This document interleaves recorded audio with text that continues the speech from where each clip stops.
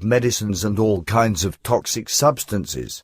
And if these descriptions are read by human beings who imprint everything into themselves and imagine bad things in relation to them and believe them, then they actually become ill with the symptoms described.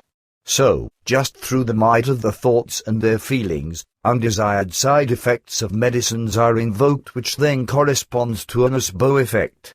Nocebo preparations can nearly evoke the most impossible effects, whereby not only pain, nausea, and dizziness, and so forth, can be the results, but also confusion, headaches, forgetfulness, constipation, diarrhea, nosebleeds and fatigue, as well as poor eyesight, and so forth.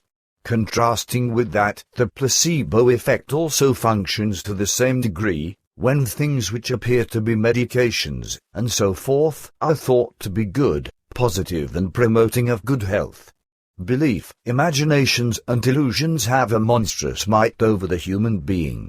And if the human really believes that he is ruined by a certain situation, then that will actually also happen, because whoever believes, hopelessly loses himself in a delusion from which he can barely, or not at all, free himself any longer, as is also the case with religious and sectarian belief in God.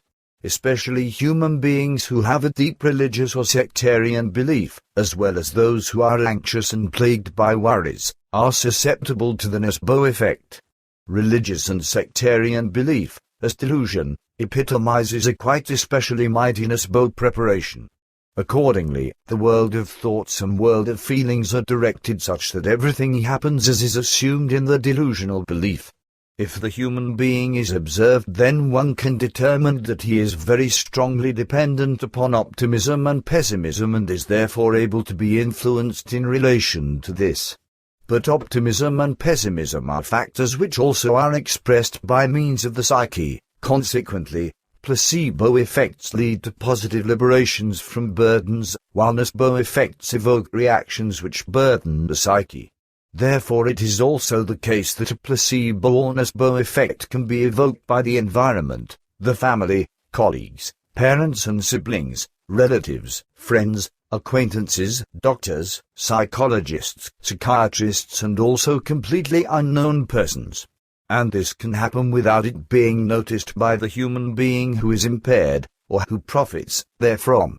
But in order for something negative or positive to happen as a result of a nocebo or placebo effect, the most important tool is the might of the brain, respectively, the might of the thoughts and feelings which originate from it. The might of thoughts and feelings is the best pharmacy of life, or the deadliest poison for the destruction of life.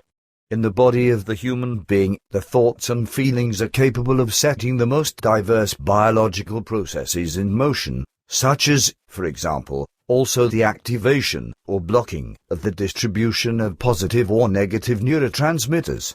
Therefore the brain is capable of producing highly effective substances of a positive or negative kind, which are far superior to any pharmaceutical preparation or toxic substance. Consequently, the brain can stimulate valuable processes which promote health, or evoke processes which destroy the organism and life. The entire production of hormones is directly or indirectly steered by the brain, exactly as is the control of all bodily functions, the efficacy of the immune and pain systems, and the readiness for action, and so forth. The thoughts, and their feelings, of one's internal attitude, have therefore a very great influence on the efficacy of medicines, toxic substances, as well as of therapies, and so forth, and these decide the individual course of effects in regard to placebo and nocebo effects, so, therefore, ultimately over life and death.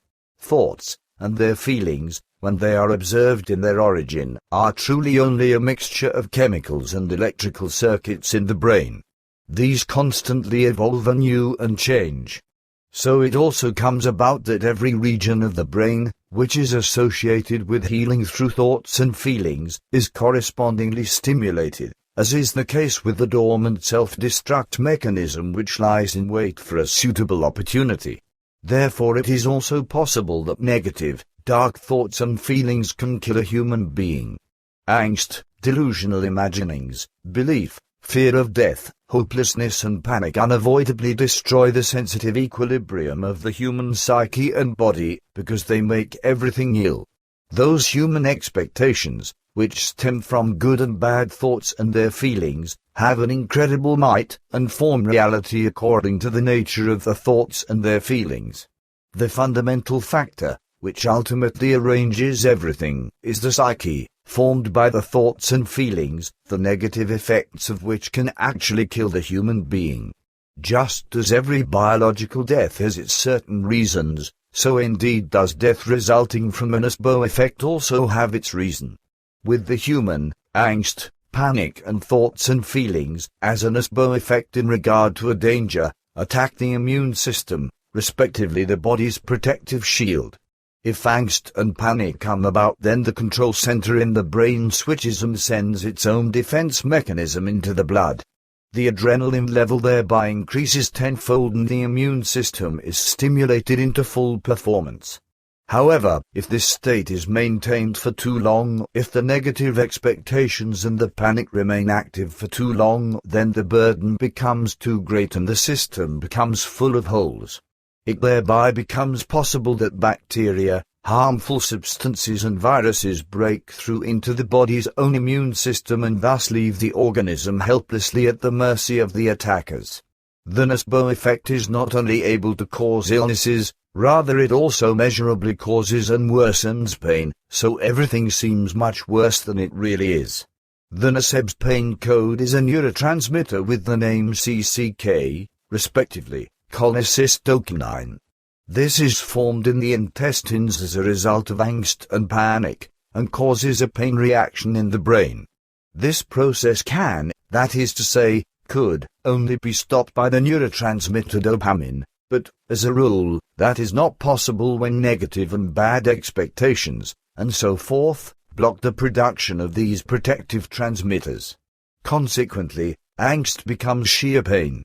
The nocebo effect applies not only to individual human beings, rather larger groups of human beings can also be affected by it, as for example, in regard to mass hysteria. These phenomena, whereby the nocebo effect causes an epidemic, occur again and again, and indeed especially where human beings gather in larger groups. As a rule, such nocebo epidemics emerge especially often in offices spaces, in factories, as well as in schools, or at events where, indeed, many human beings meet together and are somehow isolated as a group. The nocebo symptoms are thereby extremely varied and range from allergies, nausea, cases of dizziness and fainting, from abdominal pains, stomach cramps, behavioral changes and headaches, right up to hallucinations and actual delusions. That is also demonstrated with alleged UFO sightings, whereby smaller or larger groups of human beings succumb to a form of imagination based on visions and see UFOs although none are there, and this is only because one single person believes to have seen something and thereby causes a nocebo effect. As a rule, the nocebo symptoms begin without apparent reason, with one single human being, however they take effect, as a result of imagination, with others and evoke, in accordance with the domino effect, an epidemic, because ever more human beings succumb, indeed, in rapid succession, to the undertow of the nocebo effect. If symptoms of illness are evoked through the nocebo effect, then no pathogen at all can be localized, because there simply is no pathogen. Nevertheless, nocebos are infectious, under special circumstances, specifically as a result of imagination and belief. By this means, of imagination and belief, entire masses of human beings can, avalanche-like, be infected. Consequently, on the Earth, every 10th influenza epidemic also leads back to a nocebo effect because these symptoms are, in this way, also really very infectious. In order to understand that, it must be comprehended that the human body, and, with it, naturally, especially the brain, is a biochemical pharmacy, and that, from the brain and its consciousness, thoughts arise, which create specific feelings. The entire thing thereby rests on the most varied biological processes which are set in motion, and to which not only healing factors belong, rather also the dangerous self-destruct mechanism which, if not strongly and consciously kept under control, can produce a deadly effect. Thoughts, and the feelings